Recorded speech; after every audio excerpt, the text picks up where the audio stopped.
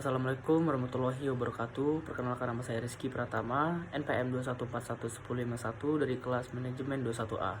Kali ini saya akan menjelaskan sedikit materi dari pertemuan 11 mengenai kartu plastik dan dana pensiun. Pengertian dari kartu plastik adalah instrumen pembayaran ataupun kartu yang diterbitkan oleh bank atau lembaga pembiayaan yang dipergunakan dengan cara pembayaran kas, jasa, ataupun dapat dilakukan oleh penarikan tunai. Jenis kartu plastik terdapat dalam beberapa macam. Yang pertama kartu kredit, yang kedua charger card, yang ketiga kartu debit, yang keempat cash card, dan yang kelima smart card. Jenis kartu plastik menurut wilayah berbeda-beda. Ada dua macam. Yang pertama kartu plastik lokal, dan yang kedua kartu plastik internasional. Contoh dari kartu plastik ialah ATM Bank, yang dimana dari kartu bank ini kita dapat melakukan transaksi pembayaran ataupun penarikan tunai yang kita butuhkan.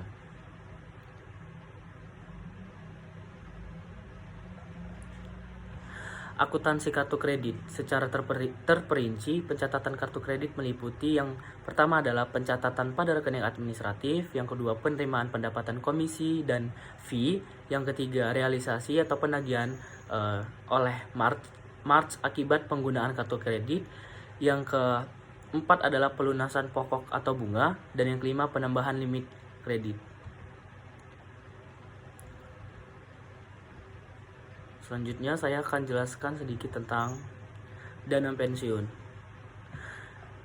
Latar belakang, di era 70-an banyak perusahaan yang menyediakan dana pensiun. Maka dari itu tahun 90-an menjadi sebaliknya, apalagi setelah keluarnya Undang-Undang Nomor 2 Tahun 1992 yang mengatur tentang dana pensiun. Pengertian dana pensiun dan perusahaan dana pensiun adalah: menurut Undang-Undang Nomor 11 Tahun 1992, dana pensiun adalah badan hukum yang mengelola ataupun menjalankan program yang menjanjikan manfaat pensiun. Berarti yang mengelola dana pensiun adalah perusahaan tersebut yang memiliki badan hukum seperti bank umum ataupun asuransi jiwa. Tujuan dana pensiun meliputi yang pertama memberikan penghargaan kepada para karyawan yang bekerja di perusahaan atau yang telah mengabdi di perusahaan tersebut. Yang kedua, supaya di mana usia para karyawan yang menginjak umur pensiun dapat menikmati hasil yang diperoleh beliau setelah bekerja di perusahaan tersebut. Dan yang ketiga, memberikan rasa aman dari segi batin ataupun kesehatan yang dapat menurunkan turnover oleh si karyawan. Dan yang keempat, dapat meningkatkan motivasi si karyawan dalam melaksanakan tugasnya di sehari-hari ketika sedang melakukan pekerjaan. Dan yang terakhir, meningkatkan citra perusahaan di mana masyarakat dan pemerintah dapat memiliki citranya yang sama. Adapun manfaat dari dana pensiun, yang pertama sebagai pemberi kerja, terdapat yang pertama kewajiban moral, yang kedua loyalitas, dan yang ketiga kompetisi pasar tenaga kerja.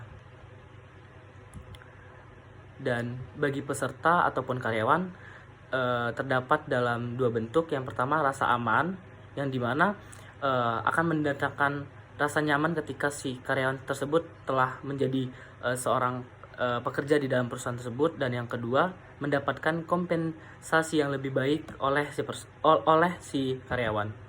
Dan yang ketiga, bagi lembaga pengelola dana pensiun dapat meliputi dua aspek. Yang pertama, mengelola dana pensiun untuk memperoleh keuntungan dengan melakukan berbagai kegiatan investasi.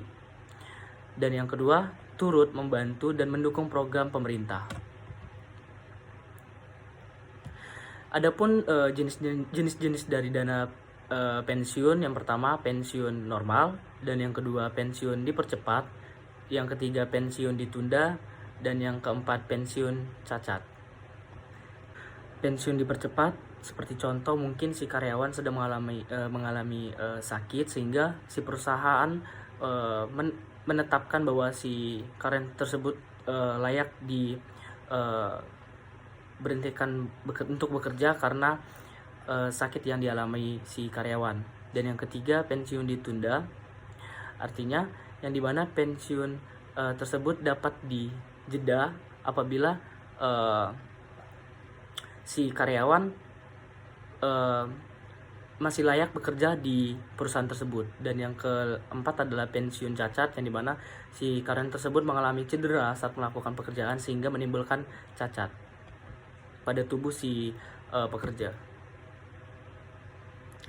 Adapun jenis-jenis dana pensiun, yang pertama, dana pensiun pemberi kerja atau biasa disebut dengan DPPK, yang dimana dana pensiun yang dibentuk oleh orang ataupun badan yang memperkerjakan karyawan selaku pendiri untuk menyelenggarakan program pensiun, memanfaatkan fasilitas dan program pensiun, melakukan iuran pasti bagi kepentingan sebagaimana aturan yang diberlakukan oleh si perusahaan. Dan yang kedua, dana pensiun lembaga keuangan atau biasa disebut dengan DPLK, yang dimana dana pensiun yang dibentuk oleh bank ataupun perusahaan asuransi jiwa untuk menyelenggarakan program pensiun iuran pasti bagi perorangan baik pun karyawan ataupun si pekerja. Sistem pembayaran dana pensiun. Yang pertama, program pensiun iuran pasti biasa disebut dengan PPIP. Yang kedua, program pensiun manfaat pasti. Dan yang ketiga, program pensiun berdasarkan keberuntungan. Saya akan mengambil contoh seperti program pensiun berdasarkan keberuntungan, yaitu program pensiun iuran pasti yang iurannya dapat diberikan oleh si pekerja berdasarkan pada rumusan yang dikaitkan oleh keuntungan yang ditetapkan oleh si perusahaan untuk si pekerja. Sekian materi yang dapat saya sampaikan. Lebih kurangnya saya mohon maaf. Saya ucapkan wassalamualaikum warahmatullahi wabarakatuh.